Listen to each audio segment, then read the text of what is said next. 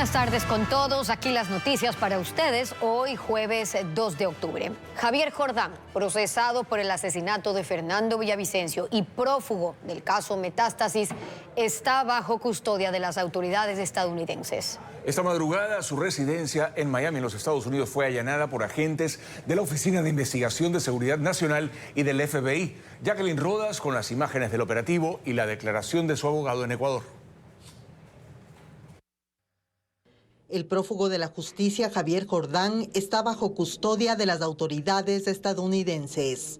Esta madrugada, agentes de Homeland Security Investigations, la Oficina de Investigaciones de Seguridad Nacional de Estados Unidos, y el FBI allanaron su casa ubicada en el sector de Kendall, en Miami. Estas imágenes fueron captadas sobre las 11 de la mañana por el helicóptero de la cadena Telemundo 51. Antes de las 12 se lo ve caminar junto con los agentes hacia otro sector de la casa. Más detalles sobre esta operación dio el abogado de Jordán en Ecuador, Juan Carlos Salazar, quien está en contacto con los defensores de Jordán en Florida. De lo que ocurre en esta mañana, 4:30 de la mañana aproximadamente, se inició un proceso policial en donde el señor Javier Jordán vive. Hasta el momento sabemos que existe todavía el trabajo policial en la zona, pero ya en la parte final de la zona, y los abogados de Estados Unidos están ya sobre la marcha en el asunto. Sobre el estatus legal de Jordán, su abogado dice que está a órdenes de la policía de Estados Unidos, pero no confirma si está detenido. Ellos son quienes tomaron el operativo y entiendo yo que está a órdenes de ellos en este momento. Sin embargo, la experiencia nos dice que cuando existe un operativo policial con un allanamiento, siempre el allanamiento va encadenado hacia una detención, hacia un arresto. Hasta el mediodía, Jordán no constaba con una causa judicial o migratoria reciente en los sistemas de búsqueda de Estados Unidos. Abogados de ese país consultados por Televistazo dijeron que si se legaliza su detención podría hacerse pública durante la tarde. En Ecuador, la reacción vino del secretario de Integridad Pública del gobierno, José Julio Neira, que escribió en sus redes sociales: amaneció movido Miami, Florida, hoy. Javier Jordán, a quien la Fiscalía identifica como socio del narcotraficante Leandro Norero, tiene orden de prisión en el caso Metástasis y es procesado por la autoría intelectual del asesinato de Fernando Villavicencio. Según su abogado, el allanamiento de hoy no tiene que ver con este último caso. Javier Jordán está prófugo de la justicia ecuatoriana desde el año 2023, cuando se dictó una orden de prisión en su contra. Jordán está involucrado en el caso Metástasis y en la compra fraudulenta de insumos y medicinas durante la pandemia. Además, se lo acusa de ser el autor intelectual del asesinato de Fernando Villavicencio. Javier Edmundo Jordán Mendoza se presenta a sí mismo como un inversionista, constructor y un emprendedor musical, aunque en Ecuador se lo conoce más por los casos de investigación criminal en los que ha sido vinculado por la Fiscalía. Los que más repercusión han tenido son 3: corrupción y ventas con sobreprecio durante la pandemia, el caso Metástasis y además el asesinato de Fernando Villavicencio. El primero: Jordán estuvo involucrado en la venta de medicinas e insumos con sobreprecio a los hospitales del IES durante la época de pandemia, un caso en el que también fue vinculado Daniel Salcedo. Para ese entonces Jordán estaba en Ecuador, pero salió del país antes de que se dictaran medidas cautelares. En el 2022 su rostro se hizo conocido por esta fotografía que publicó en sus redes el entonces asambleísta Fernando Villavicencio. En ella se ve a Jordán en la piscina de su casa de Miami junto a varias personas vinculadas con el crimen organizado, entre ellas Ronnie Aliaga, hoy también prófugo de la justicia ecuatoriana. Luego vino el caso Metástasis, que investiga los nexos del narcotráfico con jueces, fiscales, policías y varios funcionarios judiciales. Jordán fue incluido en este proceso tras el hallazgo de varios chats que mantuvo con el narcotraficante Leandro Norero, quien fue asesinado en prisión. Y justamente en uno de esos chats se lee una petición de Jordán a Norero. Jordán pregunta: «Ñaño, ¿puedes resolver lo de Villa?». Y Norero responde: «Vamos, ¿quién dijo miedo?». El ex candidato presidencial Fernando Villavicencio fue asesinado el 9 de agosto del 2023 en Quito. En el 2025, hace apenas un par de meses, Daniel Salcedo señaló que fue Jordán quien financió el crimen. También está acusado de amenazar a varios periodistas ecuatorianos. Está prófugo de la justicia desde el 2023, cuando se dictó contra él una orden de prisión que no se ha podido ejecutar porque se encuentra fuera del país. La Fiscalía solicita toma de testimonio anticipado al ex policía y al amigo del narco Leandro Norero, quienes revelaron 2 seguimientos a Fernando Villavicencio. Uno involucró a la policía y otro a miembros de la organización criminal Los Lobos. En el caso Villavicencio, la Fiscalía solicitó que se receten los testimonios anticipados del ex policía de la UIAD, Ronald Herrera, y del ex compañero de celda del narco Leandro Norero, Marcelo Lazo, quienes rindieron versión previamente. El primero confesó, entre otras cosas, que por orden de José Serrano y Daniel Salcedo, con ayuda de otros policías, hicieron seguimientos a Fernando Villavicencio. Y Lazo reveló detalles del seguimiento paralelo a cargo de Los Lobos.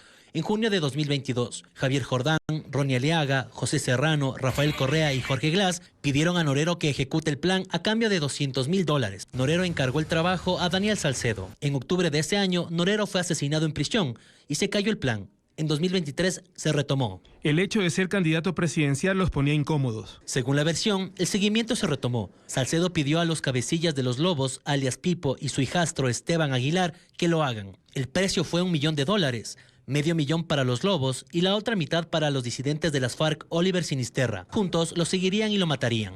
Se convocó a todas las cabezas de Los Lobos en el pabellón 9 en Guayaquil, para informarnos que estemos pendientes con las noticias y la inteligencia que nos pasen los muchachos en la calle a nosotros. El testigo dio más nombres y roles en la organización criminal. Alias Cianca, encargado de las finanzas de Los Lobos, coordinó con el colombiano Juan Pablo Jaramillo para llevar a alias Gordo Luis a Cali a entregar el dinero a la disidencia. El exguerrillero Patricio Hermosa concretó la reunión para el pago. Alias Invisible, alias Fuerte, alias Primo, estuvieron a cargo del seguimiento. El seguimiento policial estuvo a cargo de los contactos del señor José Serrano, que le pasaban información directamente a Pipo, al Primo, a Patricio Hermosa, para triangular toda la operación. Un día antes del asesinato, se conoció en prisión que Serrano coordinó para que Villavicencio use una camioneta de la UIAD.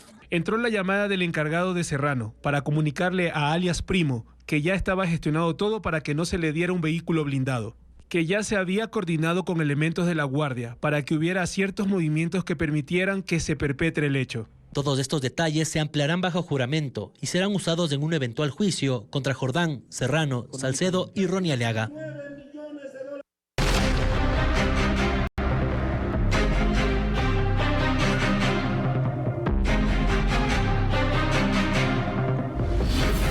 Paro. ¿Es hora de dialogar? El Consejo Ampliado de la Confederación de Nacionalidades Indígenas del Ecuador, CONAIE, se reúne en Quito para decidir el futuro del paro nacional.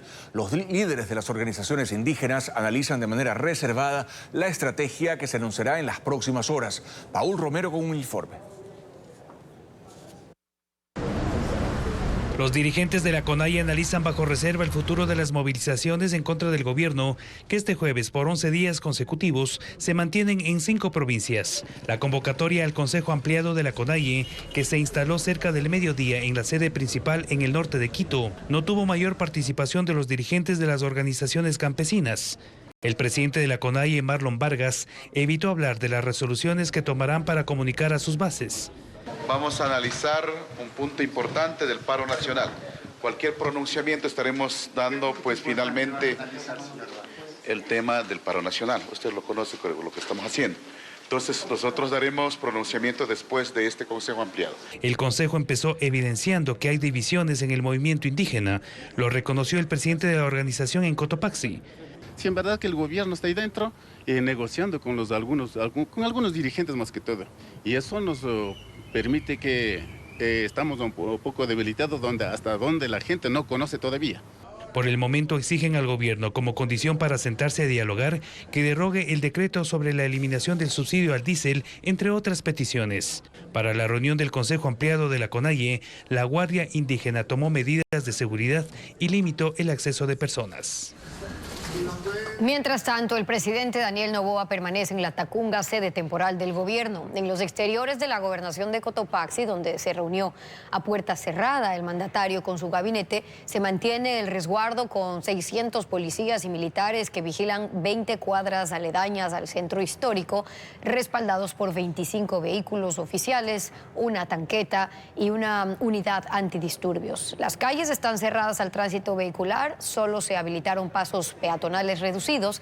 Mientras tanto, el Frente Popular de Cotopaxi ha convocado a una movilización desde las 4 de la tarde hacia la gobernación. En Otavalo, manifestantes con artefactos con puntas metálicas atacaron esta mañana los neumáticos de motocicletas y bicicletas dentro de la ciudad, lo que obligó al cierre de locales comerciales. Debido a su ubicación geográfica, esta ciudad ha bloqueado el tránsito de productos hacia el norte de la sierra, provocando ya un desabastecimiento, como lo cuenta en el siguiente reporte Diego Puente. En Otavalo, Imbabura, las protestas se radicalizan en el 11º día del paro. A los habituales bloqueos en la Panamericana Norte que se dan desde el inicio de las movilizaciones, se sumaron cierres dentro de la ciudad. Manifestantes encendieron hogueras y colocaron piedras para impedir el paso de los pocos vehículos que todavía circulaban. Grupos de encapuchados obligaron a cerrar locales comerciales y pincharon con puntas afiladas los neumáticos de bicicletas y motocicletas que circulaban por la ciudad. En uno de los bloqueos hirieron en el pie a una mujer. Esta ciudad se ha convertido en el epicentro de las manifestaciones. Con cerca de 42.000 habitantes, el 67% indígena según el último censo. Está a 2 horas de Quito y media hora de Ibarra y otras ciudades del norte del país. Por su situación geográfica, la Estatal 35 pasa por los accesos sur y norte en los que hay bloqueos con volquetas de tierra, piedras y llantas quemadas, y en los que se concentran manifestantes. Los bloqueos empiezan kilómetros antes de la ciudad. Al sur, los más fuertes están en González Suárez, San Rafael de la Laguna y Eugenio Espejo, y en el norte, en las entradas a Peguche, Ilumán y Carabuela. El paso es totalmente prohibido. Los conductores de las ambulancias enseñan banderas blancas para evitar ser atacados. Después de una revisión para constatar la emergencia, su paso es autorizado, pero hay casos en los que se les impide circular. Los bloqueos, según el gobierno, han provocado una situación de escasez de insumos en su hospital. Gente querida de Otavalo, les hablo desde el corazón. El Hospital San Luis se está quedando sin oxígeno. Por favor, abran el corredor humanitario y permitan pasar el camión de oxígeno ahora. La CONAIE informó que el camión con oxígeno entró a la ciudad esta mañana acompañado de comuneros. La ciudad desde hace unas semanas presenta escasez de productos cárnicos, harinas y granos que no se extraen en la zona. Durante esta semana, Quito vive jornadas de tensión por las protestas y se han registrado 4 manifestaciones, provocaron cierres viales y la intervención policial. Lo explica ahora Carla Delgado.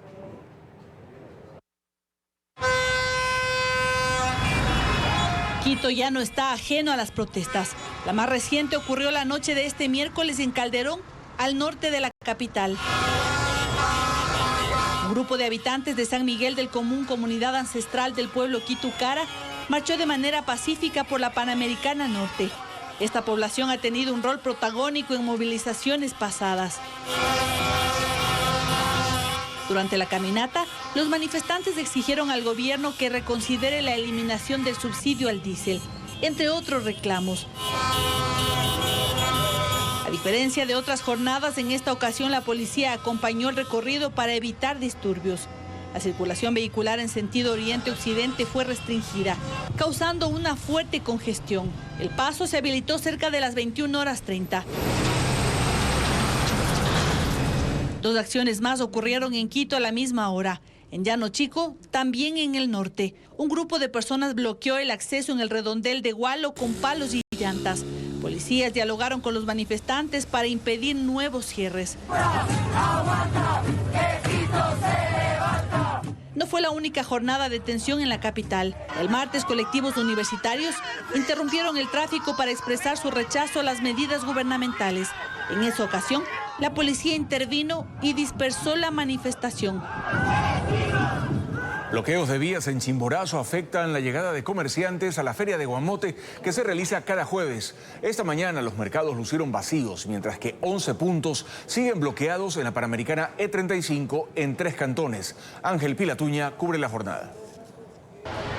Es jueves y la Feria Regional de Guamote, que en un día normal rebosa de agricultores y comerciantes de Chimborazo, Cañar y Tungurahua, hoy luce desierta por el paro nacional. Los bloqueos en la vía panamericana E35, que mantienen cercados a Guamote, Alausí y Chunchi, frenaron la llegada de productores y clientes a este mercado, uno de los más importantes de la Sierra Central. En el mercado de papas, donde generalmente se instalan hasta 200 comerciantes, esta mañana apenas hubo 20. Llegaron desde Riobamba y cantones vecinos, pero sus puestos permanecieron completamente vacíos. Claro, está botado. Vamos a ver cómo nos va en el transcurso del día.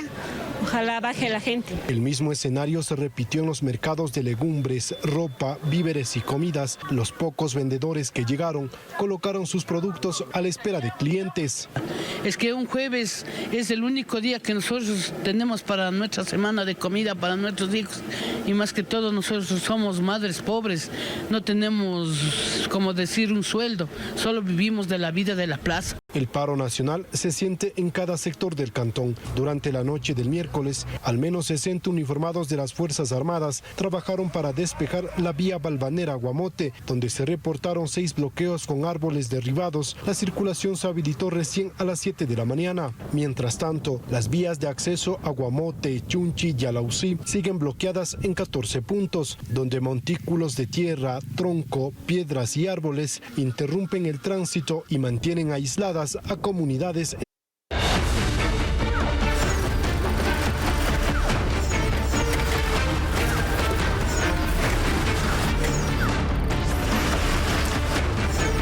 Diesel, contrabando imparable. Hoy en la tercera entrega de esta serie hablamos sobre los miles de galones de diésel utilizados en minería ilegal. Todo el sistema de energía y de procesamiento requiere de combustible. Esa demanda crea un mercado paralelo que hace rentable la sustracción y el tráfico de hidrocarburos. Merlin Ochoa explica la realidad en Zamora Chinchipe, la provincia con mayor consumo, y lo que ocurre en la localidad de Camilo Ponce Enríquez en Azuay. La provincia de Zamora Chinchipe tiene apenas 111.000 habitantes y en sus calles se refleja esa realidad. Avenidas con poco movimiento vehicular, algunas lucen casi vacías.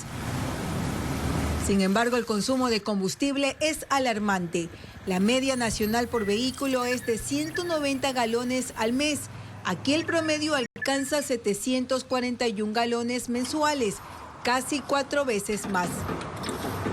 En apenas 70 kilómetros entre los cantones de Zamora y Yansaxa se cuentan 12 gasolineras cuando debería existir la mitad. La provincia tiene un cupo asignado de 3.724.000 galones de diésel que se consume en su totalidad, a pesar de ser la segunda provincia menos poblada del país después de Galápagos. Según reportes militares, el combustible llega en canecas improvisadas sin documentación por 3 rutas clandestinas que trepan la montaña, no solo para la minería ilegal, también para el contrabando hacia Perú. Los uniformados hablan de presencia de extranjeros, colombianos, venezolanos y peruanos. Al moverse a Camilo Ponce Enríquez en Azuay, la escena cambia de lugar pero no de fondo. Las bocaminas clandestinas son fábricas donde nada funciona sin diésel. Una mina pequeña que no figura en catastros porque no tiene permisos, requiere unos 4 generadores para sostener ventiladores, miles de metros de cable para dar luz al hueco excavado,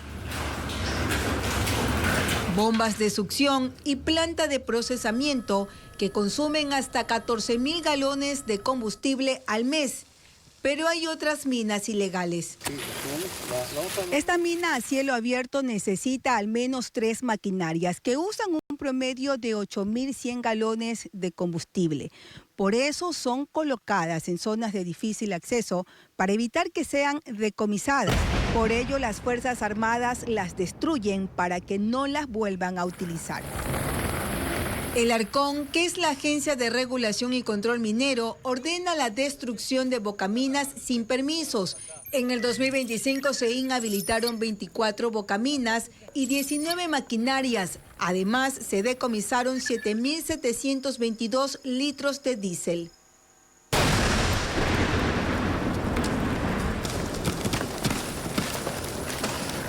Este combustible hacen un traspaso de hormiga en camionetas 4x4 y que van llegando a estos lugares donde se encuentra la minería ilegal. Ellos también tienen su personal de inteligencia, personal que anda en motos y que ellos también les informan dónde está la presencia militar.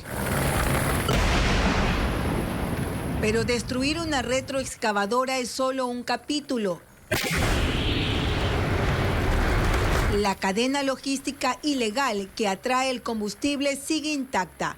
Con la eliminación del subsidio al diésel, las mafias de la minería compran combustible robado a $1.60, que realmente cuesta $2.80.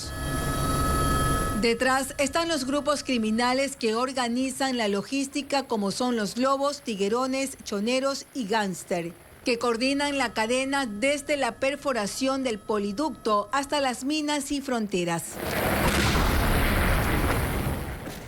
A 3 semanas de que la Asociación de Municipalidades del Ecuador, AME, elija a su nueva directiva, alrededor de 20 alcaldes se reunieron con el gobierno. Aunque inicialmente la reunión debía abordar deudas acumuladas y capacidad crediticia, el encuentro se centró en obtener apoyos para una alcaldesa cercana a ADN.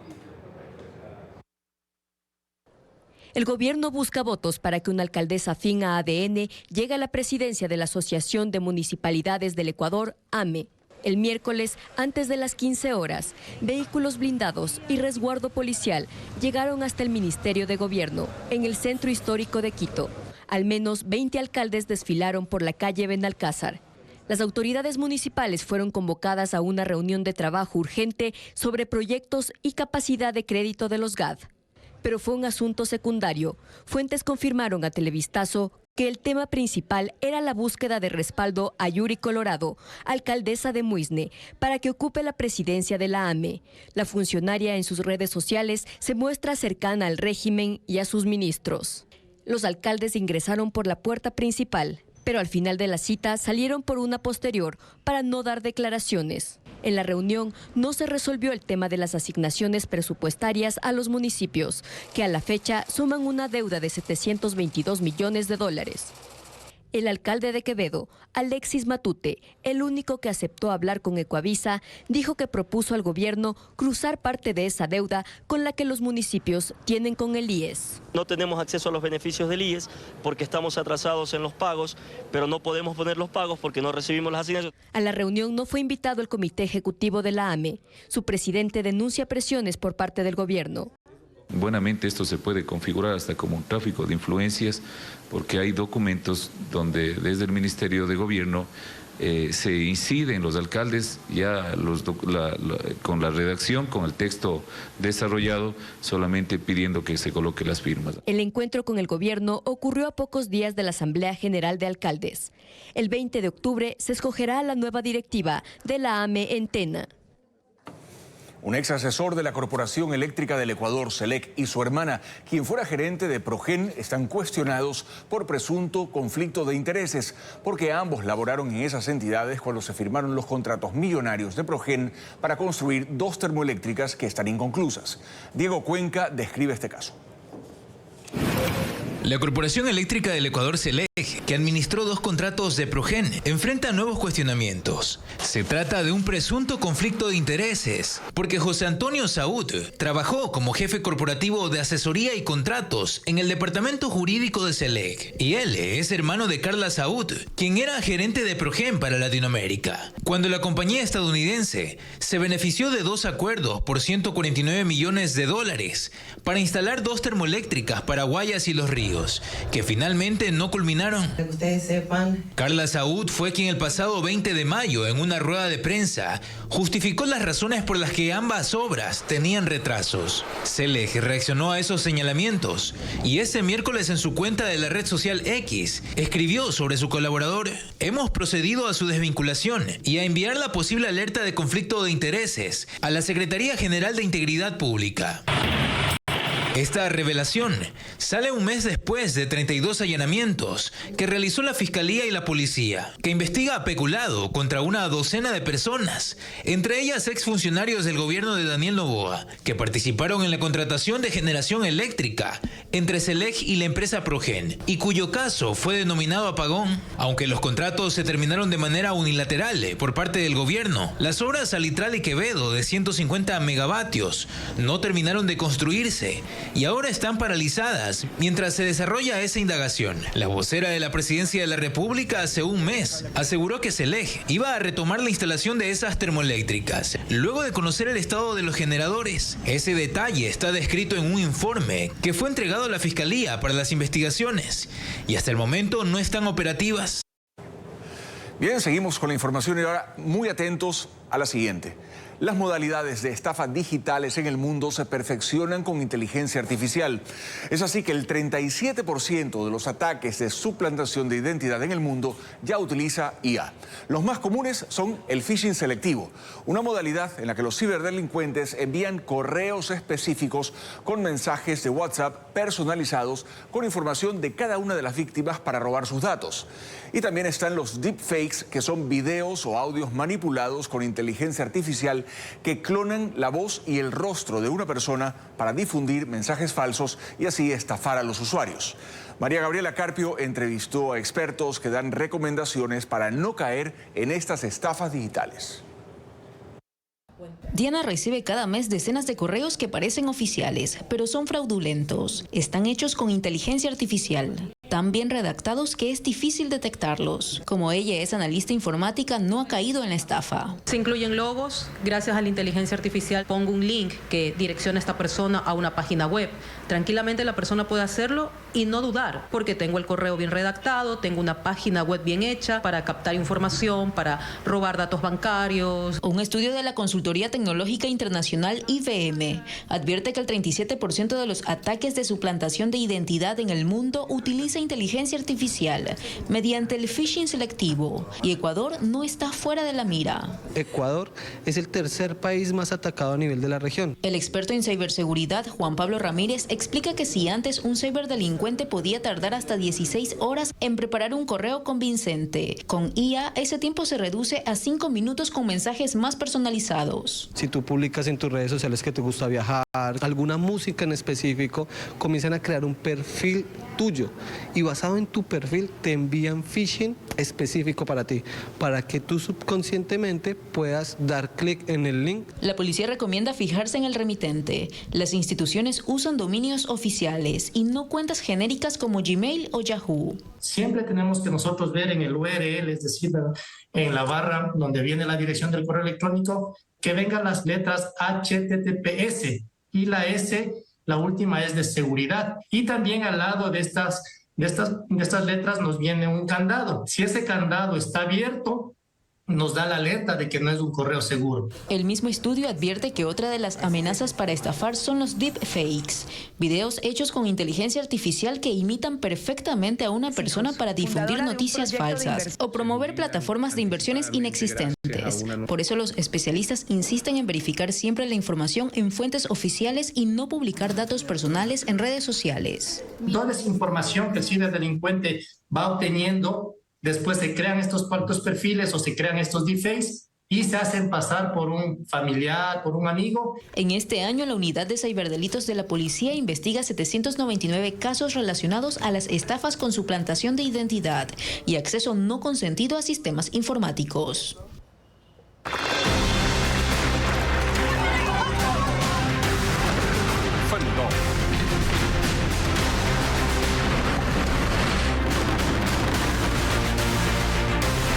Mundo.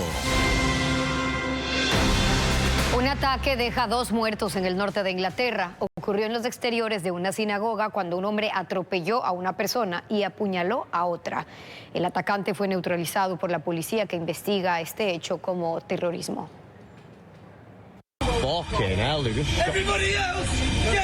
El caos se desató en las inmediaciones de la sinagoga ortodoxa Heaton Park, en Manchester, norte de Inglaterra, donde la policía neutralizó a tiros a un hombre armado con un cuchillo. El agresor había acelerado su auto para atropellar a varias personas. Luego se bajó y apuñaló a un hombre de la tercera edad. Los hechos se dieron cuando la gente asistía a la sinagoga para un servicio de oración en la celebración del Yom Kippur, el día de la expiación, la fecha más solemne del calendario judío. Este residente cuenta que estaba en un parque cercano. Escuchó un disparo y luego supo que hubo un ataque en la sinagoga. Las autoridades confirmaron 2 muertos. Los paramédicos atendieron a 4 heridos de gravedad. El alcalde de Manchester, Andy Burham, confirmó que el atacante murió y los investigadores tratan el hecho como un incidente de terrorismo. El primer ministro, Keir Starmer, condenó el ataque y ordenó reforzar la seguridad en las sinagogas de todo el país. 2 aviones de Delta Airlines chocaron en la pista en el aeropuerto La Guardia de Nueva York. Este incidente ocurrió cerca de las 10 de la noche cuando el avión que iba a despegar rumbo a Virginia golpeó con el ala derecha de la nariz de la aeronave que había llegado desde Carolina del Norte. Una azafata sufrió heridas leves, el resto de los pasajeros, un total de 93 entre ambos aviones, resultaron ilesos. Los viajeros fueron escoltados fuera de las aeronaves, trasladados por buses al terminal. En Chimborazo, los 2 policías que fueron retenidos este miércoles por la comunidad de Nizac en Alausí ya fueron liberados. La retención de los 2 uniformados se produjo en medio de un enfrentamiento entre comuneros y policías que habían llegado para habilitar la vía bloqueada al ingreso de esa localidad. Los dirigentes indígenas entregaron a los uniformados en el destacamento en el cantón Alausí. Luego de su liberación, los agentes fueron sometidos a exámenes médicos donde se confirmó que no sufrieron agresiones. En Imbabura, los comerciantes de los cantones Antonio Ante e Ibarra, que están sitiados por manifestantes indígenas, están desesperados. La actividad comercial se ha reducido a niveles alarmantes. En la ciudad de Ibarra, por ejemplo, las pérdidas diarias de negocios pequeños llegan hasta $1.000, mientras que en los comercios medianos reportan pérdidas de $20.000 por día o más. Cristian Tinajero con el informe. Atuntaqui, cabecera cantonal de Antonio Ante, hoy parece una ciudad fantasma. El dinamismo comercial de esta localidad de Imbabura, conocida por su industria textil, se ha apagado durante el paro indígena. El 90% de los locales permanecen cerrados todo el día. Los pocos que se arriesgan a abrir son amenazados por grupos de manifestantes que recorren a diario la urbe y los obligan a bajar sus puertas. Estamos ahorita con las planillas de los trabajadores, estamos con los arriendos, estamos con las obligaciones también de los bancos y estos días no se ha vendido nada prácticamente. Las calles tampoco tienen vehículos circulando por temor a que los manifestantes les pinchen las llantas, como se observa en este video que se viralizó este jueves. Según David Guevara, presidente de la Cámara de Comercio de Antonio Ante, las ventas se han reducido un 80% en 11 días de paro. Asegura que por estar ubicada en el centro de la provincia, esta localidad está sitiada y es una de las más perjudicadas. Bordea entre 4 millones a 4 millones y medio las pérdidas y la pregunta es, ¿quién va a pagar esto? En Ibarra, capital de Imbabura, el escenario no es distinto. Por la noche la actividad comercial se ha reducido al mínimo. Debido a la escasez de combustible, pocos vehículos circulan por las calles. Durante el día, los locales siguen cerrados, entre el temor a nuevas marchas y la falta de clientes. En medio de calles vacías, Víctor Núñez intenta sostener su negocio. Vende dulces tradicionales en el centro de la ciudad. Nosotros estamos ya desesperados, como se dice, porque vivimos del turismo. Y el turismo no existe en estos días y cada vez se pone peor. Yo estoy aquí ya porque cabe decir por no tener nada que hacer en mi casa porque no hay venta. En Ibarra hay cerca de 3.000 negocios. Según la Cámara de Comercio, una tienda pierde entre $200 y $1.000 diarios por el paro, mientras los negocios medianos reportan pérdidas que bordean los $20.000 por día. En el sector industrial bordean los $42 millones, tanto en Imbabura como en Carchi. Mientras tanto, la provincia continúa aislada y a la expectativa de las resoluciones que hoy tome la CONAIE sobre el paro. La Asamblea aprobó una resolución que rechaza el ataque a la red de agua potable de Ibarra y respalda al sector productivo frente a las pérdidas causadas por el paro. Patricio Díaz informa que este debate provocó una nueva confrontación entre el oficialismo y el correísmo. En la Asamblea, el oficialismo y el correísmo no detienen su confrontación. ¡Eres un cobarde, González! El legislador de ADN, Fernando Jaramillo, propuso una resolución para que se rechace el ataque al agua potable de Ibarra. En su exposición acusó al correísmo de participar en las protestas de Otavalo. Mencionó al director provincial de la Revolución Ciudadana y a uno de los asambleístas alternos, que dijo está investigado por los actos violentos. Es una estrategia organizada y planificada y dirigida políticamente desde la cúpula de ustedes, del movimiento opositor. El correísmo, en cambio, acusó de la violencia al Ejecutivo. Los derechos que hoy quieren eliminar con su constituyente de Tolete y Bala, ¿saben cómo se consiguieron? Con luchas sociales. El oficialismo insistió. Rechazó el secuestro de militares y las agresiones a los uniformados. Que sea el mensaje también del diálogo, pero no de la imposición de aquellos que no han ganado una elección y pretenden imponer un proyecto de país mal hecho por la fuerza, por la violencia. Mi pueblo pide igualdad de condiciones, nada más.